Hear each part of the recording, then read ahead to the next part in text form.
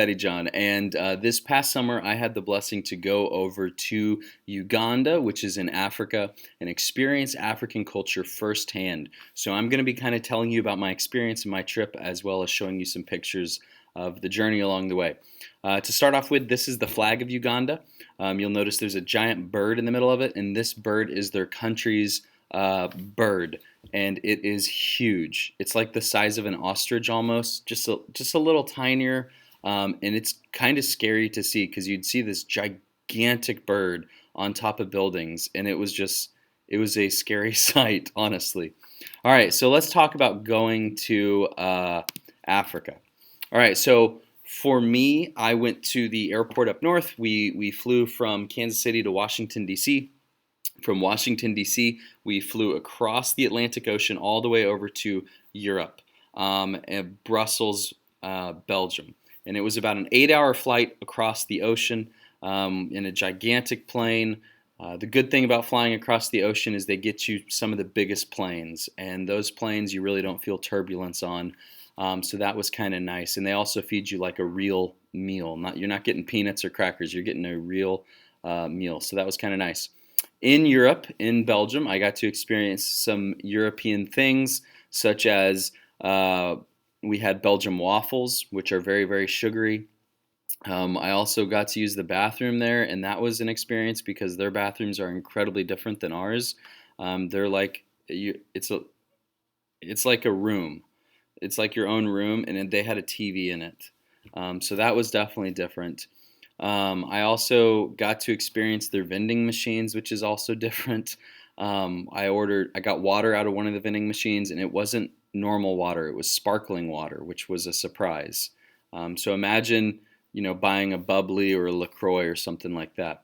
So it took us 8 hours to fly from DC all the way to Brussels, Belgium, and then another 8 hours to fly from Belgium down to Uganda. You can see Uganda on the map there. That is where we landed. We landed in the capital city, Kampala, or right next to it in Entebbe, which is a kind of a part of Kampala, their capital city.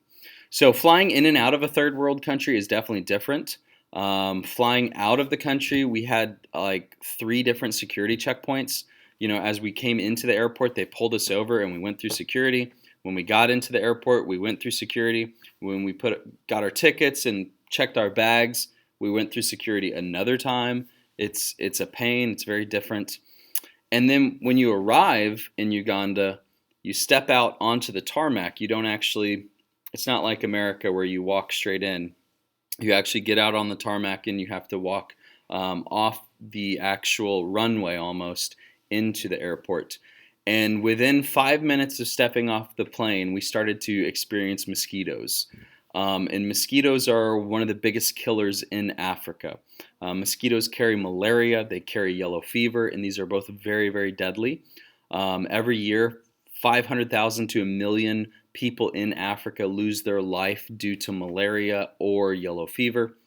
When you travel to Uganda, you actually have to get a yellow fever shot, and you're not allowed into the country without the yellow fever vaccine. Malaria, we had pills for that, but that wasn't like a guarantee to keep us safe from it. This is such a big deal and such a big problem that wherever we went in Uganda, no matter who we saw, whether it was the poorest people in refugee camps or even some kind of wealthier people in other parts of Uganda, everyone had mosquito nets that they would put over their beds. And the reason for this is that the mosquitoes that carry malaria and yellow fever supposedly only come out at night. I don't know why, but that's what they told us. Those mosquitoes only come out at night. So that was kind of weird. All right. So Africa's history, Uganda's history, they became a country in 1962, and unfortunately, when they became a country, they gained their independence from Britain. Britain, of course, ruled them, and you can still see remnants of Britain's rule because in Uganda, everyone drives on the opposite side of the road. But unfortunately, when they became a country, they were taken over by this man named Idi Amin. And Idi Amin was a dictator. He was a very evil man who killed thousands and thousands of people. He even kicked all the Asian people out of Uganda.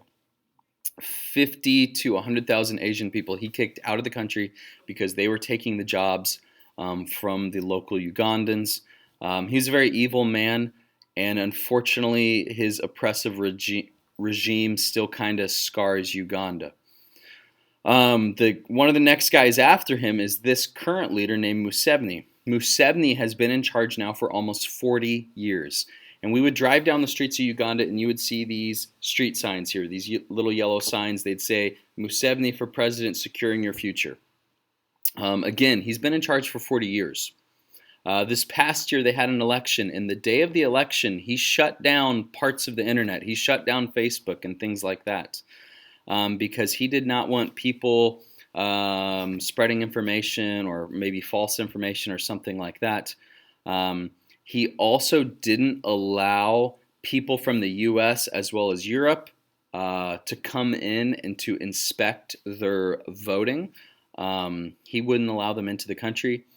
So, of course, many people believe that he stole the election, and I kind of think he did too. I mean, he's very corrupt, and you'll find out when you look at Africa and Uganda's history, there's a lot of corruption. There's a lot of corruption, more so than you could ever imagine. For instance, we experienced this corruption just driving from the capital city to where we stayed. So we arrived in the capital city and we drove about 6 hours down south to this place called Mbara. And along the way, we ran into these checkpoints. And there's these police that are standing there with AK-47s, and they would stop you, and they're going to make up almost anything. You know, one time they told us we had too many people in the car. Another time they told us we didn't have the right papers. And another time they told us, there's a bunch of white guys in the car, so you need to pay money for that. Tourism fee or something like that.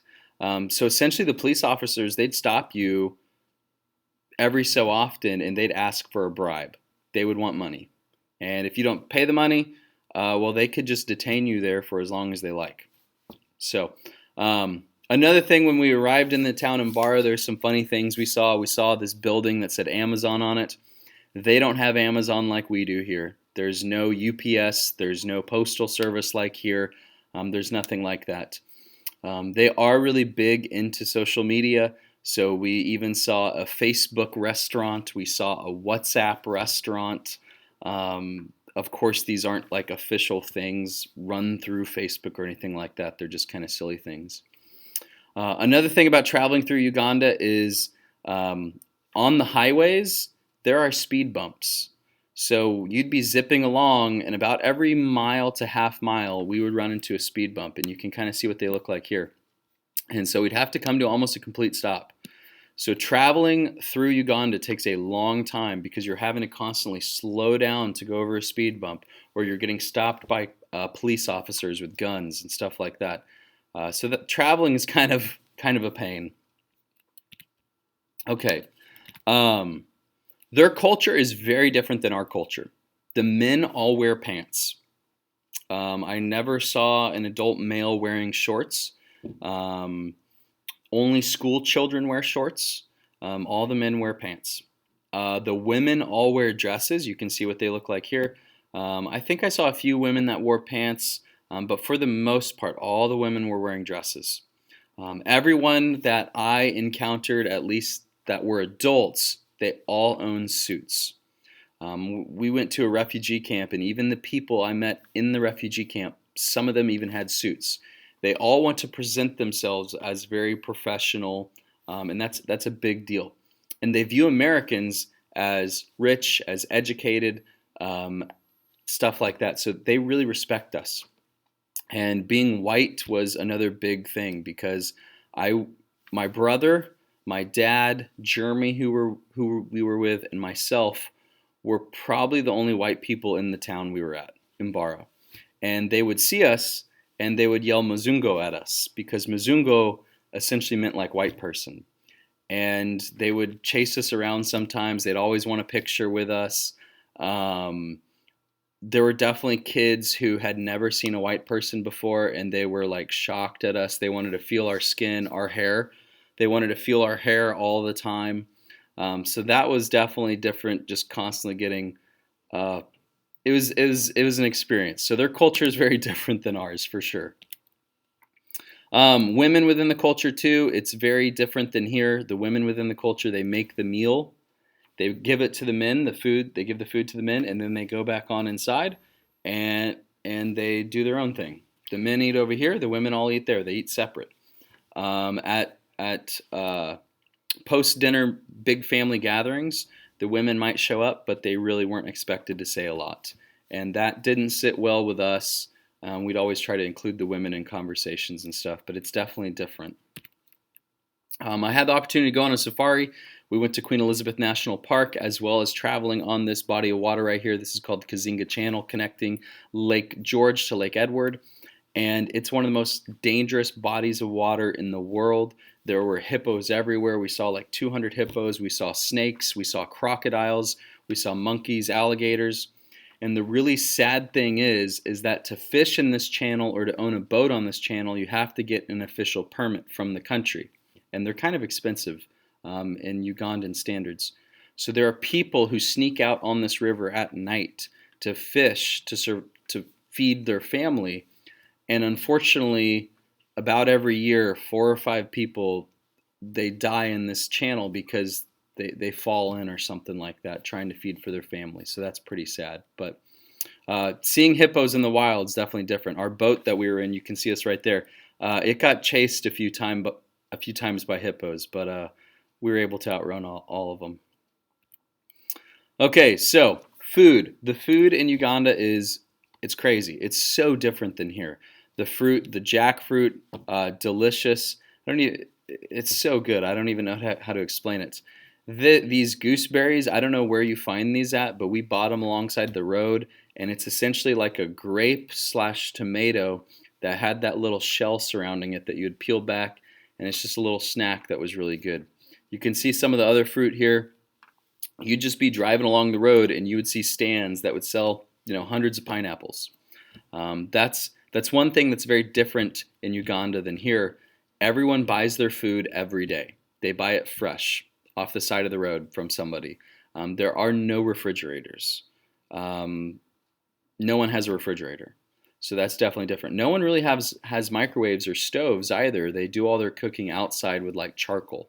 So sugar cane, we would take sticks of sugar cane and you would like kind of you kind of suck on it and you'd get all the sugar out of it and then you just kind of throw it away.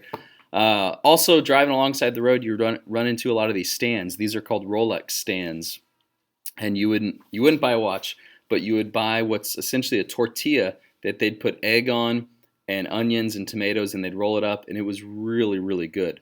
The problem is though, some of the eggs sometimes they sat out for days, and because they don't have refrigerators, they'd still use those eggs, and it could really upset your stomach and make you really sick. Uganda, in Africa, they eat big, big meals. Big meals. We were surprised. They only eat about twice a day. They eat lunch and dinner, and that's about it. But they eat huge meals. This is part of a meal that I had right here. You can see the rice on here. The matoke. Matoke was boiled bananas that they would then mash up. This is posha here. Posha was like this dried flour that they would actually roll into a ball and eat. You can see the chicken there. The chicken is not like our chicken here. There's not as much meat on the bones. And that's partly because the animals don't have as much to roam on. They're not roaming on these giant farms. You can see all the dishes. They would bring out these tons of food. That's most of the meal that we had, but they'd bring out even more dishes to us. And we'd eat these giant meals. If there were ever leftovers, which Americans trying to eat like Africans, it was definitely different. We didn't eat as big of meals as they did. There were definitely leftovers. And they would always go give it to their neighbors or their friends. It's a very sharing culture. Here in America, we don't really share. We don't really eat together with our friends or our neighbors unless it's a special occasion. But every dinner, there'd be family over from different parts of the town. There'd be different friends over, always eating with us. It's a very inclusive culture that way, so it's definitely different. Bananas, they rely heavily on bananas. It's a big banana country. As you can see here, we would see just trucks driving, semi trucks just filled with bananas, taking them to cities. You'd see guys with bicycles loading it up with bananas. The people's house we stayed at had a banana tree in their backyard. They eat bananas with almost every meal. They typically don't peel them and eat them. They boil them, they mash them, they bake them, things like that. So they really, really like bananas.